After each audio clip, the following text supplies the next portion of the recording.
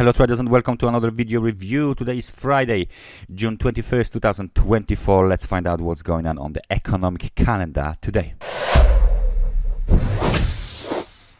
Data from the Japan has been released overnight in form of the national core CPI and the services PMI. CPI were less than expected. They were released at the level of 2.5%. Forecast was 2.6%, and the previous was 2.2%. So, all in all, the CPI is increasing in Japan. Services PMI worse than a previous reading, 53.8.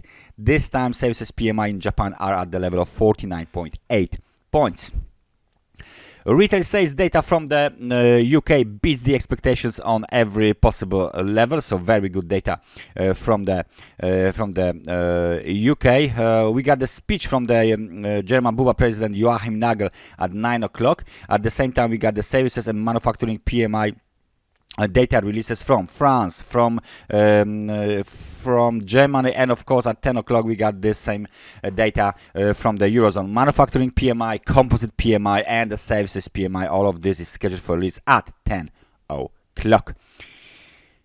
Services PMI, manufacturing PMI, and composite PMI data from the UK are scheduled for release at 10:30. At noon we got the beginning of the Eurogroup meetings, and then we are starting the London session. Core retail sales and LMPI from Canada are scheduled for release at 2:30, and then we got the S&P Global Services PMI, composite PMI, and manufacturing PMI data from the US. Those data are scheduled for release at 3:45, and at 4 o'clock we got the existing home sales data from the US. And at 5 o'clock, Fed monetary policy report. We are going to close our economic calendar with the US Baker Hughes oil rig count and total rig count, which is scheduled for release at 7 p.m. So plenty of data today. Worth of watching. Some of this data had been published overnight. Some of this data had been published early in the London session. Some of them are still waiting to be published during the New York session. So let's stay focused, let's stay vigilant, because it looks like this will be a quite busy day. Nevertheless, let's find out what's going on the charts, and we are going to start with the cable. For our chart of the Great Britain pound versus the US dollar is showing us the reversal from the technical resistance at 1.2742. The high was made at 1.2739, 3 pips away from the technical resistance. We got a piercing pattern, and then the series of the red candles. So what is going on here? We just reverse from 1.2675. so now this level will act as the technical resistance. As you can see, big upper shadow is being created right now. If this candle will close like this, then we have the confirmation that the market wants to go lower. So the first thing we are going to challenge will be the level of 1.2657. If we break below this level, then technical supports will be next up for a test, 1.2633 or 1.2642. So 9 pip demand zone will be tested with the current momentum being really negative, only 34 points, and there is still room to the downside. There's still room to the downside here, so please prepare for another slight lower if bearish pressure increase. So what do we have here? As you can see, this measurement, it's no longer valid, so we don't need it. So if we break below the demand zone, there is nothing until maybe 1.2569. But still, this doesn't actually look as a very solid technical support. Please notice, we broke below the orange trend line. The current situation looks very bearish. Let me apply the, let's say, parallel channel. Okay, if we apply the parallel channel, the channel looks somehow like this. Look at that, beautiful. And then if we go a little bit lower, so then the channel looks something like that.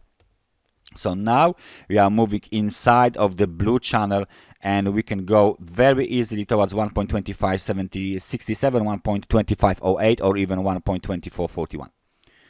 So outlook for the British pound, if the demand zone is violated, is bearish. So that's the British pound. Let's find out what the euro dollar is doing. Almost the same situation, however, not that dynamic. You can see straight on that that volatility is basically subdued. We've been trading around the level of 1.0720.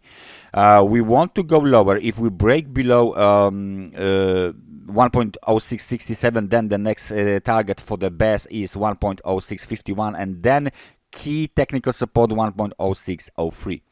So please stay focused, stay vigilant. It looks like the market is still testing this short-term trend line. However, the big reversal was done.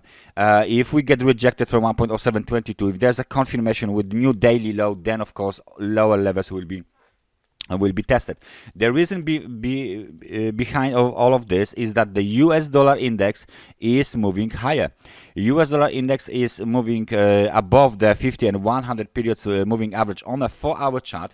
So there is only one more level here that needs to be tested and possibly violated. 105.78. So if this level is violated, then we got the confirmation of the possible movement to the upside. 1.0571 would be then the technical support. The market keeps moving higher, and the momentum is still very positive and very strong. So there is still a room to the upside for the US dollar index across the board. So on the momentum chart, so possibly this market might see some sort of the movement to the upside very, very soon. The next target would be, of course, the swing high from the beginning of the May, 106.46, if we manage to break above the technical resistance, of course. So that's the US dollar index. Let me just take a look at the S&P 500. If the US dollar index is going up, what the S&P 500 is doing is going up as well.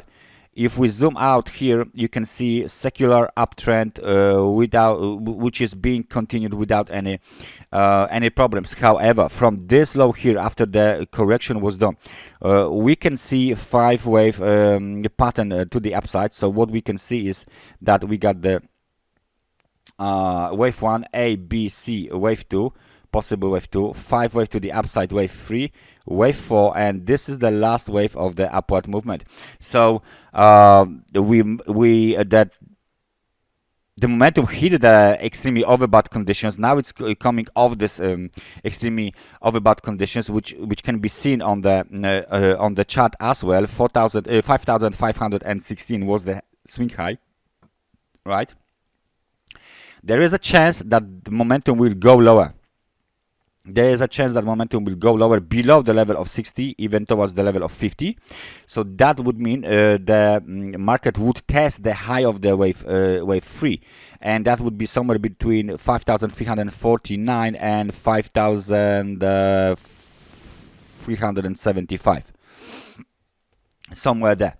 So if this is the last wave, impulsive wave to the upside, we should be prepared for the extension lower, for the pullback lower, as the market will come off the extremely overbought conditions on the 4-hour chart. So maybe that would be the reason why the S&P 500 should go lower and US dollar index should go basically higher all across the board. That's everything from me for today. Thank you very much for watching this analysis, and I hope I see you guys next time. Take care and bye-bye.